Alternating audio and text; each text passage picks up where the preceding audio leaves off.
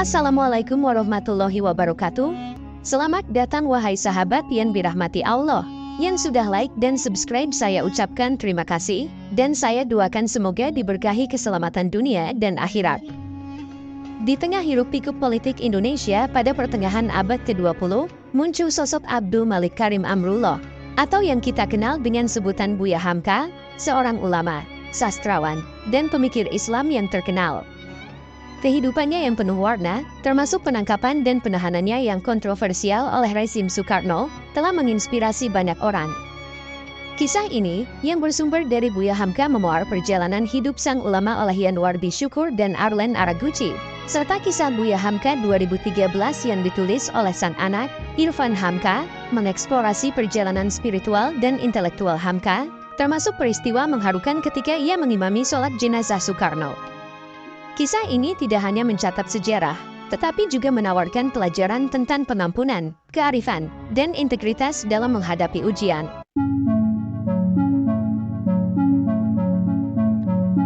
Pada suatu pagi yang tenang di akhir Januari 1964, suasana di rumah Buya Hamka tiba-tiba berubah menjadi tegang.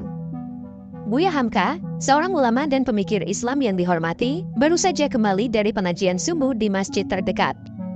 Suasana di rumahnya yang biasanya dipenuhi dengan diskusi ilmiah atau bacaan ayat suci, kini digantikan oleh kehadiran beberapa orang polisi berpakaian preman. Tanpa banyak bicara, salah satu dari mereka menyerahkan surat penangkapan kepada Buya Hamka. "Bapak diharuskan ikut kami untuk beberapa pertanyaan," ujar salah satu polisi, dengan nada yang mencoba terdengar sopan namun tetap tegas. Buya Hamka dengan ketenangannya yang khas, hanya mengangguk. Dia menoleh kepada keluarganya, memberikan senyuman yang menenangkan namun syarat akan ketidakpastian. "Saya tidak melakukan kesalahan apapun," ujarnya lembut kepada istrinya, mencoba meredakan kepanikan yang mulai terlihat di wajah keluarganya. Perjalanan ke tempat penahanan, yang terletak di Sukabumi, Jawa Barat, dilalui Buya Hamka dengan pikiran yang penuh. Dia tahu, tuduhan yang diarahkan kepadanya adalah bagian dari perseteruan politik yang lebih luas, di mana ia dan Soekarno berada di dua sisi yang berseberangan. Di satu sisi, Soekarno yang telah memimpin negara pasca kemerdekaan dengan gagasan Nasakom, nasionalisme agama dan komunisme, dan di sisi lain, Buya Hamka yang kritis terhadap pengaruh komunisme dan kebijakan-kebijakan Soekarno yang dianggapnya menyimpang dari prinsip-prinsip Islam. Di penjara, setiap hari Buya Hamka dihadapkan pada interogasi. Tuduhan demi tuduhan dilemparkan kepadanya, termasuk tuduhan berencana membunuh Soekarno dan menerima dana dari pemerintah Malaysia. Secara spesifik tuduhan itu berisi bahwa Hamka menggelar rapat gelap di Tangerang untuk merencanakan pembunuhan terhadap Menteri Agama dan Presiden Soekarno, serta melakukan kudeta terhadap pemerintah atas sokongan dari Perdana Menteri Malaysia, Tengku Abdul Rahman. Namun, tidak ada bukti yang bisa menguatkan tuduhan tersebut. Buya Hamka merasa bahwa tuduhan ini hanya dibuat-buat, dan rapat rahasia yang dituduhkan hanya secara kebetulan bertepatan dengan yang dihadiri oleh Buya. Namun, para interrogator tidak mendengarkan jawaban, karena tujuan mereka memang bukan untuk mengorek kebenaran, tetapi membuat Buya Hamka mengaku. Pada suatu hari, dalam sebuah sesi interogasi yang tegang, Buya Hamka meminta, "Tuliskan semua tuduhan itu di atas kertas, dan saya akan menandatanganinya. Saya lelah dengan semua ini." Ironisnya, orang yang menuduhnya, yang juga menjadi tahanan, telah mengalami siksaan yang sama. Peristiwa itu tidak hanya meninggalkan luka fisik, tapi juga luka batin yang mendalam bagi Buya Hamka dan keluarganya. Dalam kesunyian sel penjara Sukabumi, dinding-dinding dingin yang seolah menelan setiap bisikan doa, Buya Hamka menemukan kedamaian dalam keterbatasan.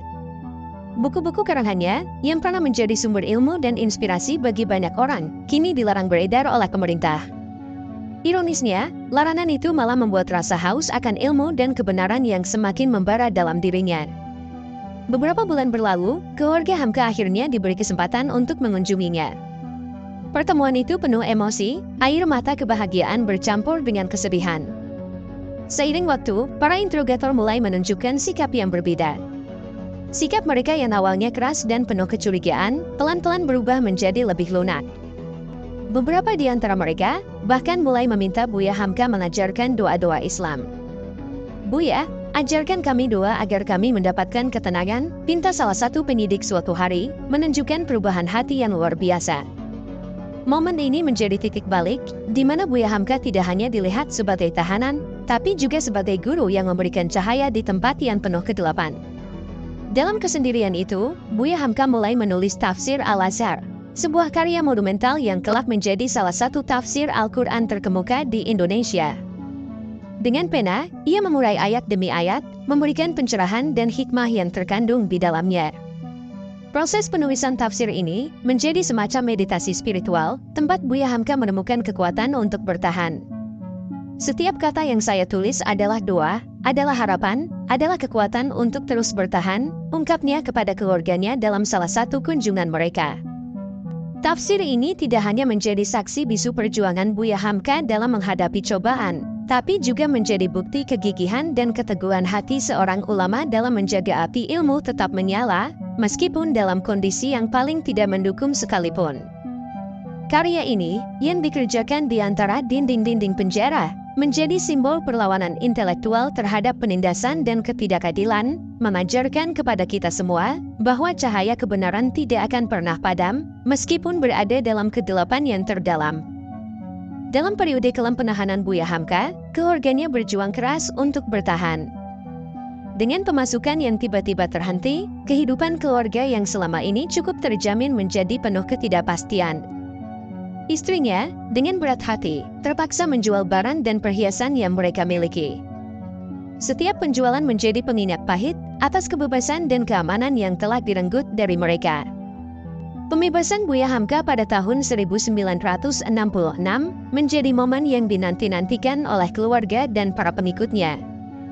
Jatuhnya rezim Soekarno dan penghapusan semua tuduhan terhadapnya membawa angin segar bagi masa depan Buya Hamka dan keluarganya. Kembalinya ke rumah bukan hanya sekedar pembebasan fisik, tapi juga pemulihan martabat dan kehormatannya sebagai seorang ulama dan intelektual Muslim.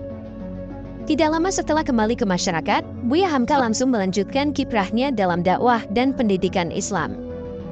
Kegigihannya, kebijaksanaannya, dan dedikasinya terhadap Islam tidak hanya dipulihkan, tapi juga diakui secara lebih luas. Nantinya pada tahun 1975, pengakuan itu ditandai dengan pengangkatannya sebagai Ketua Majelis Ulama Indonesia yang pertama, sebuah posisi yang memberinya platform lebih besar untuk mempengaruhi dan membimbing umat Islam di Indonesia. Kita mundur sebentar ketika 4 tahun setelah pembebasannya, ada sebuah kejadian tak terduga terjadi. Pada 16 Juni 1970, Maijen Soerio, ajudan Presiden Soeharto, datang ke rumah Buya Hamka. Kunjungan itu bukan kunjungan biasa, Maijen Soerio membawa pesan dari keluarga Soekarno. "Buya, saya diutus oleh keluarga Bapak Soekarno untuk menyampaikan pesan kepada Anda," kata Maijen Soerio dengan nada yang mengandung keperhatian dan rasa hormat.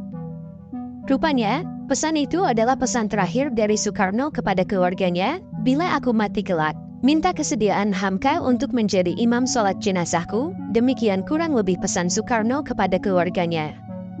Pesan yang dibawa Maijen Soerio itu bukan hanya menandai sebuah permintaan dari keluarga Soekarno, tetapi juga membuka babak baru dalam hubungan antara Buya Hamka dan keluarga mantan presiden yang pernah menjebloskannya ke penjara.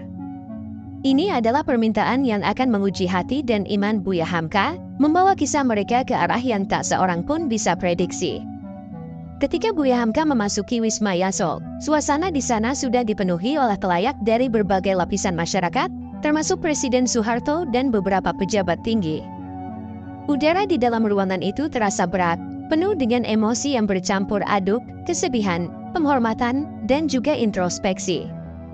Di tengah kerumunan, Hamka berdiri tegap, siap memenuhi permintaan terakhir Soekarno.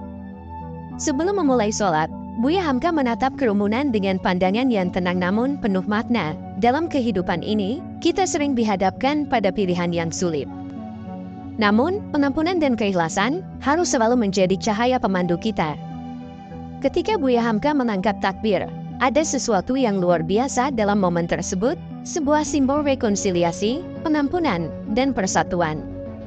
Ini bukan hanya tentang seorang ulama yang mengimami sholat jenazah mantan presiden yang pernah memenjarakannya, tapi tentang sebuah pesan yang lebih besar, yakni kebesaran hati untuk memaafkan dan menghargai kontribusi seseorang, meskipun di masa lalu ada perbedaan yang mendalam. Aksi Hamka itu, bagaimanapun, tidak luput dari sorotan dan pertanyaan kritis dari beberapa kawan dan kenalannya. Mengapa Buya mau melakukan ini? Bukankah dulu Bung Karno telah, kata seorang teman, suaranya menggantung, penuh dengan pertanyaan yang tidak terucapkan. Namun dengan lembut dan tegas Hamka menjawab, kita semua berada di bawah pengadilan Allah. Tidak ada tempat bagi dendam di hati seorang muslim. Apa yang saya lakukan hari ini, saya lakukan sebagai seorang muslim, memenuhi hak seorang muslim lainnya, tanpa memandang masa lalu. Ada sebagian teman Hamka yang mengatakan bahwa Soekarno munafik karena lebih dekat dengan golongan anti Tuhan dibandingkan dengan umat Islam. Namun, semua pandangan tersebut dijawab oleh Hamka dengan lembut. Hamka mengatakan, hanya Allah yang mengetahui seseorang itu munafik atau tidak, karena manusia tidak bisa menghakimi apa yang ada dalam hati manusia. Ia juga mengungkapkan tidak pernah dendam, meski pernah dipenjara atas perintah Soekarno dan atas tuduhan yang tidak berdasar. Buya melanjutkan, pengalaman saya di penjara memberi saya waktu untuk merenung, menulis, dan beribadah tanpa gangguan. Dalam penjara, saya tidak hanya menemukan kesendirian, tapi juga kedekatan dengan Allah. Itulah saat saya menyelesaikan tafsir Al-Quran. Tanpa cobaan itu, mungkin saya tidak akan memiliki waktu atau ketenangan untuk menyelesaikan karya tersebut, ujarnya pada mereka yang bertanya. Ketika membahas Soekarno, Buya Hamka menekankan, kita harus mengingat jasa-jasanya, terutama kepada umat Islam. Jasa beliau tidak terhapus hanya karena perbedaan pandangan.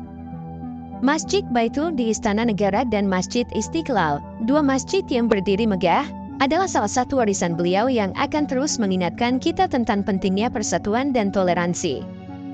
Mudah-mudahan, dengan jasa-jasa tersebut, dosa-dosanya dapat diampuni oleh Allah, imbuhnya. Di akhir hari itu, saat kerumunan mulai bubar dan senja mulai turun, Buya Hamka berdiri sejenak sendirian, merenung. Dia tahu, apa yang dia lakukan hari itu bukan hanya tentang memenuhi permintaan terakhir Soekarno, atau tentang politik dan perbedaan. Ini tentang esensi keimanan, tentang memaafkan dan dilepaskan dari beban dendam, serta tentang menemukan hikmah dan kekuatan dalam setiap cobaan. Sekian dulu perjumpaan kita kali ini, wallahu a'lam bishawab. Wassalamualaikum warahmatullahi wabarakatuh. Yang sudah like dan subscribe semoga masuk surga.